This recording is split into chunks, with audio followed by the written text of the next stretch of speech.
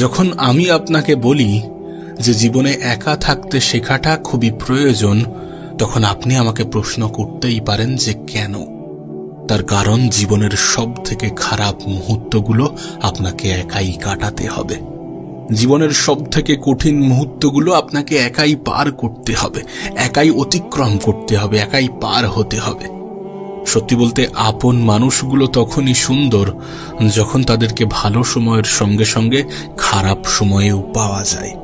তবে দুর্ভাগ্যজনকভাবে এই সংখ্যাটা খুব একটা বেশি নয়। বিশ্বাস করুন, সময়ের সঙ্গে সঙ্গে এটা আপনি অনেক সহজে বুঝে যাবেন যে জীবনে ভালোবাসার মানুষের থেকে ভালো রাখার মানুষের সংখ্যাটা অনেক বেশি হওয়া প্রয়োজন। আসলে আজকের দিনে ভালোবাসা তো শুধু একটা শব্দ, এটা অনেক সহজে প্রকাশ করা যায়, কিন্তু ভালো রাখা এটা একটা দায়িত্ব যেটা অনেকে নিতে ভয় পায়। পৃথিবীটা কত অদ্ভুত না? এখানে মানুষ কিন্তু অবস্থান দেখেই মূল্যায়ন করে, কিন্তু কখনো কখনো এটা আবার ব্যতিক্রমও হতে পারে। আপনি দেখুন, রাস্তার ধারে যদি কোনো বাড়ি থাকে তাহলে তার দাম অনেক বেশি, রাস্তার ধারে যদি কোনো জমি থাকে তাহলে তার দাম অনেক বেশি, কিন্তু রাস্তার ধারে যদি কোনো মানুষ থাকে। তাই বলছি, অবস্থান দেখে তো বিচার হয়, কিন্তু প্রকৃত অর্থে যে অবস্থানকে গুরুত্ব দেওয়াটা প্রয়োজন, মানুষের কাছে সেটা কেন জানি না গুরুত্বহীন মনে হয়। সত্যি বলতে, কোনো অসহায় মানুষকে দেখে যদি আমাদের মধ্যে কোনো অনুশোচনা কাজ না করে, তাহলে ভাবতে হবে যে আমাদের অন্তরটা মারা গেছে। আর যখন মানুষের মধ্যে কোনো অনুশোচনা কাজ করে না, যখন কোনো অসহায়কে দেখে অন্তর কাঁপে না, অন্তর কাঁদে না, তখন অনেক ক্ষেত্রে সেই মানুষ সমাজের জন্য ভয়ঙ্কর হয়ে ওঠে। বিশ্বাস করুন, দান করলে কখনোই সম্পত্তি কমে না, ক্ষমা করলে কখনোই ক্ষমতা কমে না, নম্রতায় কখনো মর্যাদা কমে না। যদি আপনি কাউকে মন থেকে কিছু দেন, তাহলে আপনি একটা মানসিক শান্তি অনুভব করবেন। ক্ষমার অযোগ্য কাউকে ক্ষমা করে দেখুন, মনটাকে হালকা অনুভব করবেন। আসলে আমরা যে সবসময় সঠিক, বিষয়টা এমন নয়।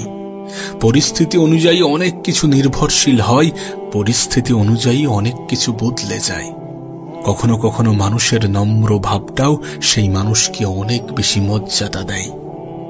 আচ্ছা, বুকে হাত রেখে একটা কথা বলুন তো, আমাদের দেশে গরিব যত আছে, গরিবের হক কেড়ে খাওয়া লোক তার থেকে কি বেশি নয়? আমাদের দেশে যত গরিব মানুষ আছে, গরিবকে শোষণ করা মানুষের সংখ্যা কি তার থেকে বেশি নয়? বিশ্বাস করুন, কারোর সম্পত্তি যদি অন্য কারোর হক নষ্ট হওয়ার কারণ হয়, তাহলে সেই সম্পত্তি কখনো কখনো অভিশাপ হয়ে দাঁড়ায়। সেই জন্য আপনি ধনী মানুষকে যে সবসময় হাসি খুশি দেখবেন, বিষয়টা এমন নয়। আবার গরিবকে যে সবসময় অভিযোগ করতে দেখবেন, বিষয়টা মোটেই এমন নয়। না, অনেক সময় উপরওয়ালা আমাদেরকে সুযোগ দেয়, অনেক সময় উপরওয়ালা আমাদেরকে ক্ষমতা দেয়, কিন্তু সেটার অপব্যবহার করা উচিত নয়। অনেক সময় সুযোগের অসৎ ব্যবহার করা মানুষগুলোকে জীবনে অনেক কিছু সহ্য করতে হয়। দেখুন, কেউ আজ ভালো আছে তার মানে এমনটা নয় যে সেই মানুষটা সারা জীবনের জন্য ভালো থাকবে। আবার কেউ আজ খারাপ আছে তার মানে এমনটাও নয় যে সেই মানুষটা সারা জীবনের জন্য খারাপ থাকবে। মানুষের জীবন যখন তখন পরিবর্তন হয়ে যেতে পারে। কোনো অভাব, কোনো অসুস্থতা মানুষের ধ্বংসের কারণও হতে পারে। তাই কখনোই অহংকার করা উচিত নয়, কখনোই নিজের ক্ষমতার অপব্যবহার করা উচিত নয়। যদি আপনার নিজের মনে হয় যে আমি শান্তিতে নেই, তাহলে আপনাকে বলতে চাই যে পৃথিবীর কেউই শান্তিতে নেই। আপনি দেখুন, বিবাহিতরা ডিভোর্সের চিন্তায় ব্যস্ত, আর অবিবাহিতরা বিবাহের চিন্তায় মগ্ন। বাচ্চাদের তাড়াতাড়ি বড় হওয়ার চিন্তা, আর বড়দের শৈশবে ফিরে যাওয়ার ইচ্ছা। চাকরিজীবীরা চাকরির চাপে চিন্তিত, বেকার ছেলেটার চাকরি পাওয়ার জন্য ঘুম নষ্ট। গরিবেরা বড়লোক হওয়ার জন্য চিন্তিত, আর বড়লোকেরা শান্তি খুঁজতে খুঁজতে ক্লান্ত। জনপ্রিয় ব্যক্তিরা লুকাতে চায়, সাধারণ মানুষগুলো জনপ্রিয় হতে চায়। কেমন যেন সবকিছু একটা অগোছালো। মানুষ যেন নিজের জায়গাটাকে মূল্যায়ন করতে চায় না, মানুষ যেন নিজের অবস্থানকে গুরুত্ব দিতে চায় না, মানুষ যেন নিজের মন থেকে শান্তিটাকে উপলব্ধি করতে চায় না, মানুষ যেন নিজের মূল্যটা বুঝতে চায় না, মানুষ যেন সমস্ত কিছু জোর করেই পেতে চায়, মানুষ যেন নিজের অবস্থানের থেকে অন্যের অবস্থানকে বেশি গুরুত্ব দেয়। সে একটা গল্প আছে না, যে নদীর এপারের মানুষগুলো মনে করে নদীর ওই পারের মানুষগুলো ভালো আছে, আর নদীর ওই পারের মানুষগুলো মনে করে নদীর এপারের মানুষগুলো ভালো আছে। আপনি দেখুন আজকের বিষয়টা, আজকের সমাজটা, আজকের দৃশ্যটা ঠিক এমনই হয়ে গেছে। তাই ভাববেন না যে আপনিই শুধু খারাপ আছেন। যে অবস্থাতে আপনি আছেন সেখানেও কেউ পৌঁছাতে চায়। যে অবস্থাতে আপনি পৌঁছাতে চান সে অবস্থানটা কেউ ছাড়তে চায়। যে জীবনটা আপনি কাটাচ্ছেন সেই জীবনটাও কারোর কাছে স্বপ্ন মনে হয়। আবার যে জীবনটা আপনি পেতে চান সেটাও অন্যের কাছে বোঝা ছাড়া কিছুই নয়। না, এরপরেও কিছু সংখ্যক মানুষ ভালো আছে যারা অভিযোগ করার পরিবর্তে শুকরিয়া আদায় করতে শিখে গেছে, যারা বাস্তবতাটাকে অ্যাকসেপ্ট করে, গ্রহণ করে, মেনে নেয়, যারা মনে করে আমি নিঃস্ব অবস্থাতেই এসেছিলাম, কিছু অর্জন করব, কিছু ভোগ করব, তারপর আবার নিঃস্ব অবস্থাতেই চলে যাব। আমার বাড়িতে অন্য কেউ বসবাস করবে, আমার চেয়ারে অন্য কেউ বসবে, আমার গাড়িটা অন্য কেউ চালাবে। আমার সব থেকে পছন্দের পোশাকগুলো হয়তোবা বণ্টন করা হবে, হয়তোবা ঘরের কোনো এক কোণায় পড়ে থাকবে, হয়তোবা পুড়িয়ে দেওয়া হবে। আর যাদের ভবিষ্যৎ নিয়ে আমি এত টেনশন করেছি, এত চিন্তা করেছি, এত ঘুম নষ্ট করেছি, এত মন খারাপ করেছি, এত হতাশ হয়েছি, সেই মানুষগুলো বছর ঘুরতে না ঘুরতে আমাকে ভুলে যাবে। যারা এই সমস্ত কিছুকে অ্যাকসেপ্ট করে, যারা বাস্তবতাকে বোঝার চেষ্টা করে, এই কিছু সংখ্যক মানুষ ভালো থাকাটা শিখে গেছে। তবে জানো, আজ কিছু প্রবাদ বাক্য কেন জানি না মিথ্যা মনে হয়, কেন জানি না ভুল মনে হয়, কেন জানি না অযৌক্তিক মনে হয়।